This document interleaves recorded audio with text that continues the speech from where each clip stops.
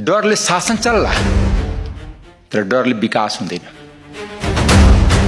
शिक्षा स्वास्थ्य यो संविधानको विपरीत हो। म संविधानको कुरा गर्न आएको किनकि म संविधानको हस्ताक्षरकर्ता हो। यहाँ केही मान्य मात्र होला संविधानको हस्ताक्षरकर्ता, त्यो मध्ये म पनि छु। संविधानमा शिक्षा स्वास्थ्य मौलिक अधिकार हो। त्यो मौलिक अधिकारमा ट्याक्स लगाउनु पाउँदैन।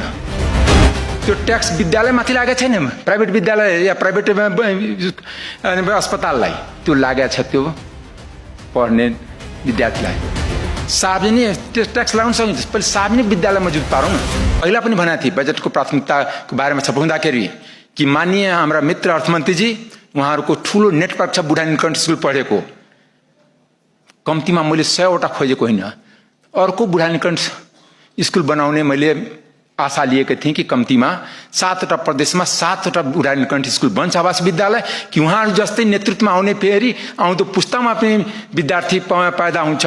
त्यो मैले विश्वास लिएको थिएँ, त्यो म कहिले पनि भेटिएन। मेरो पीडा त्यहाँ छ। मेरो पीडा यहाँ छ कि मेरो क्षेत्र किसानको मात्र क्षेत्र हो, गरिबहरूको क्षेत्र मात्र। त्यहाँ कुनै बजार छैन, कुनै सहर छैन। त्यहाँ खेतमा किसान 5 रुपियाँ तरकारी फलाएर बेच्छ, तर त्यही काठमाडौँ उपभोक्ताले 50 रुपियाँमा पाउँछ किलोको। त्यो किसानले कसरी 30 रुपियाँसम्म पाउने, 20 रुपियाँ पाउने त्यहाँ व्यवस्थामा कहीँ देखिन। त्यहाँ किसानको लागि कम्तीमा दुईटा कुरा अहिलेको वर्ल्डको मोडर्न एज के हो, म पनि एउटा विद्यार्थी हो। जम्मा दुईटा च्यालेन्ज छ, एउटा अनइम्प्लोइमेन्ट, एआई को डेभलपमेन्ट, आईटी को डेभलपमेन्ट, मानव सभ्यताको लागि पनि एक तरिकाले च्यालेन्ज छ कि मान्छे बेरोजगार हुँदै जान्छ। त्यो युवालाई रोजगारी दिने कि नदिने, किनकि जेनजी आन्दोलन युवाको विद्रोह थियो। युवालाई रोजगारी हामी दिन सकेन भने यो बजेटमा युवालाई रोजगारी दिने कति ठाउँ देखिए।